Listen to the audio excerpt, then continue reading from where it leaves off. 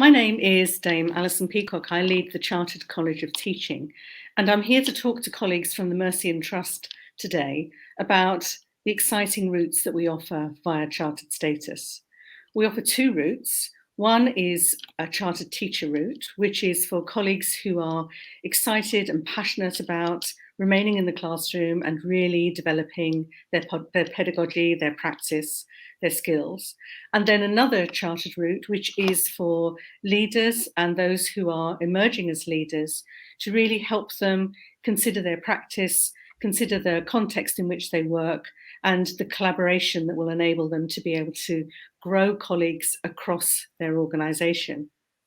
Now, chartered status is, we hope, going to become a very prestigious route. And you are fortunate enough at the Mercy and Trust to be in the sort of forerunner by being a learning partner. This means that we're working with you, we're working with your colleagues to make sure that you have access to the accreditation that would lead to chartered status. We want teachers to be valued in the same way that chartered accountants are valued globally, internationally. We believe that teachers who achieve chartered status should be similarly recognised for their worth and for their expertise. And this is why it's so exciting to be able to talk to you today about what might be possible for you. Now, I'm joined by Helen Barker from the Chartered College of Teaching, and she's been working even this afternoon on designing the various routes and the assessments that are going to be part of the chartered route that you will be embarking on. So I'm going to hand over to Helen to explain, first of all, the chartered teacher route, and then we'll come back and think about chartered leader. So Helen, over to you. Thank you, Alison. So chartered status is a professional accreditation, as Alison said, and we recognise the knowledge, the skills and the behaviours of highly accomplished teachers and school leaders. So thinking about our assessment units for our chartered teacher route, they're all based around our professional principles. So those are the things that we expect our highly accomplished teachers to show in their knowledge and in their practice and in their behaviours.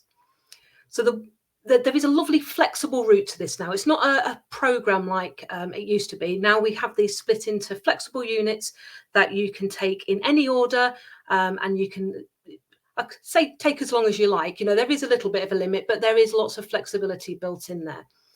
So to be awarded with chartered status, you need to have completed all 4 of those units, and then you apply for chartered status at the end. The first one that we recommend, although I've said you can do them in any order, we really do recommend that you start with the Certificate in Evidence Informed Practice, because this focuses on what it means to be evidence informed. So you look at sort of edu-myths, like learning styles. You'll find out how to access research, and more importantly, you'll find out how to really critically engage with research. You'll then have the opportunity to engage in learning related to some key areas around educational debate, and then you'll complete an assessment for that unit, which is a written response to a debate question. It's a really great place to start. It really gets you set up for the rest of the course and gives you those skills that you're going to need. After you've completed that, you've got a little bit of a choice. So I'll talk you through the other units as well. The next one is Professional Knowledge Examinations Award. Don't be put off by the fact that it's exams. It's all done online, and again, it's flexible. We've got some people who like to have sort of put them in a little group. Some people are doing them like one a term as they're completing other units as well. So for those 3 exams, you have a multiple choice one, which is about evidence-informed teaching, learning, curriculum and assessment. There's also a written exam, which is looking at your knowledge of effective teaching and learning strategies within the context of your subject, your phase or your specialism. And then finally, there's, it's got a very long name, the Objective Structured Teaching Exercise, or we call it the OSTE for short, which is designed to look at your knowledge of formative assessment. So in that exam, you watch a short video of a real teacher in a real classroom, and then you offer them some advice based on what you've seen around a certain focus.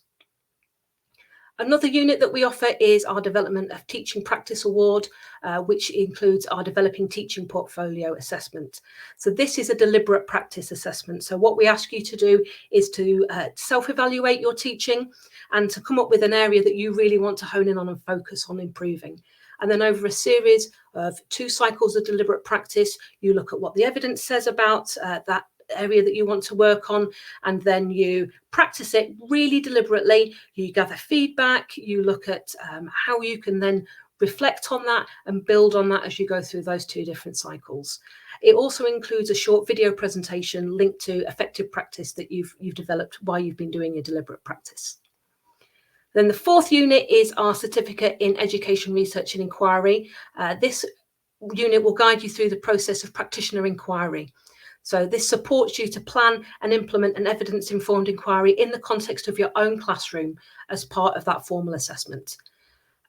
You select an area to research that's useful for you. So that might be something that you've used in your deliberate practice because you want to see if actually that impacts on results.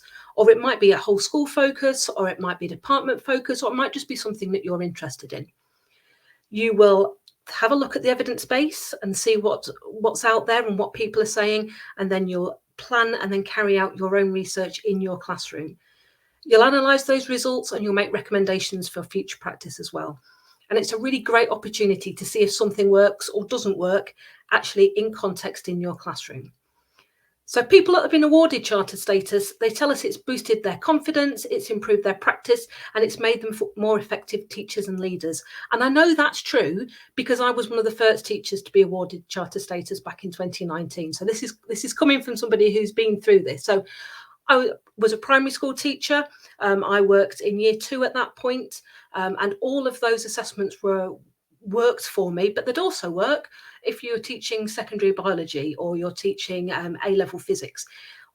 They're really flexible in that you're able to pull out the context that's useful for you. So I'll pass you back to Alison now. We'll talk a little bit about the leadership flavour.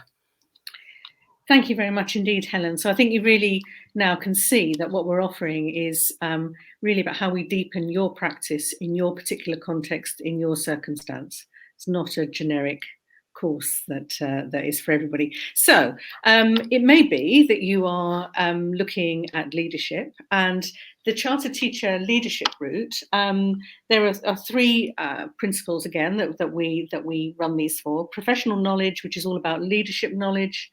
Professional practice, which is about leading school development and leading a professional culture. And then professional behaviours, where you're helped to really critically evaluate your own teaching and leadership, but also those of others. And what we're doing with this particular course of study, this course of accreditation, is really to help leaders, again, to contextualise what they are learning as leaders that really makes the difference in their circumstance, particularly around removing barriers to learning and understanding, building a culture across your school, which is one of where anything can happen, where learning feels really at your fingertips. So again, I'll hand over to Helen for further detail. Thank you, Alison. So the certificate in evidence-informed practice is the same whichever route you're taking towards chartered status. There is a question in the debate about instructional coaching, which is particularly useful for leaders. But you can choose any of the debate questions to answer. Then we have sort of leadership flavoured units. They have very similar outcomes in some ways to some of the things I've talked to you about with the teacher route, but there are some key differences. So for the examinations, again, there's the MCQ, that remains the same. There is a written exam, again, looking at knowledge, but it's also looking at school development. And so we're really pulling out some of those threads about evidence around school development and how you would approach aspects of school development as well. The OSTE, again, has similar sorts of themes. Again, it's about watching a video and having a look and offering some feedback. But there is, again, that extra level that we're looking for in leadership to do with looking at staff development as well. Then our Development of Teaching Practice Award for Leaders is a CPD review portfolio. So that involves looking at the evidence around effective professional learning for teachers, having a look at what your school's doing, what the strengths are, things that you can develop. It involves reflecting on an action plan, and it also involves something that we've found has been really, really sort of transformative for people, which includes a peer review, where leaders have spoken to other leaders in other contexts, but also compared notes and had a look at what they're doing, and actually having that opportunity to talk to somebody about the school development and your development of your staff has been really powerful for people. Then finally, our project unit for leaders is still an inquiry project, but obviously it doesn't have that classroom focus. We've got that school development focus. So it's looking at the impact of something that's happening already. So rather than changing something and having a look at measuring that change and looking at the impact that way, what we're asking leaders to do is to choose something that's already happening and have a look at the impact of that and think again, put it into context within the evidence and the research that's happening at the moment, but also to have a think again about that context. And that's so important, knowing and understanding your unique context of your school. So altogether, again, it's a similar sort of pathway through that. Again, the flexibility is there for leaders to be able to pick the units up as and when they need to, and the flexibility is there in the handing in of the assessments as well. So it's got a similar sort of shape to it. And again, when you've completed those 4 units, that's the point where you can apply for Chartered Teacher Leadership status. I'll pass you back to Alison. And we also offer prior accredited learning. So if you've been engaging in an NPQ unit of study, then that gives you some credits. Do you want to give us a bit more detail, Helen? It depends on what you've done. But if you've done an NPQ, if you've got any other type of educational qualification, there are details on our website, or you can email us at charteredteacher@chartered.college, and we can give you more information on that. But it's a really good way if you've already got a qualification to be able to say, actually, I don't need to do that part of the accreditation. And because your trust is working as a learning partner, we've been able to provide resources so that coaching and support can be offered to you along the way as you begin this course of study. So we very much hope that we've whetted your appetite and that you're going to be keen to join us. Certainly, we had an event at the Guildhall in London earlier this year where colleagues from across the country came to celebrate the fact they'd been awarded chartered status. It was a wonderful event, really, really prestigious. People brought their families. Yes, they enjoyed a bit of champagne prosecco, but it wasn't about that. It was about the whole notion that they had achieved something really very special.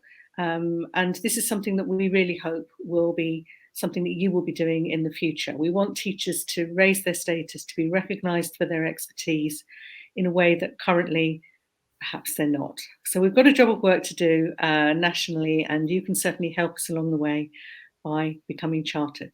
So I hope you're excited about it. Do get in touch if you've got any further questions, and good luck. Thank you very much.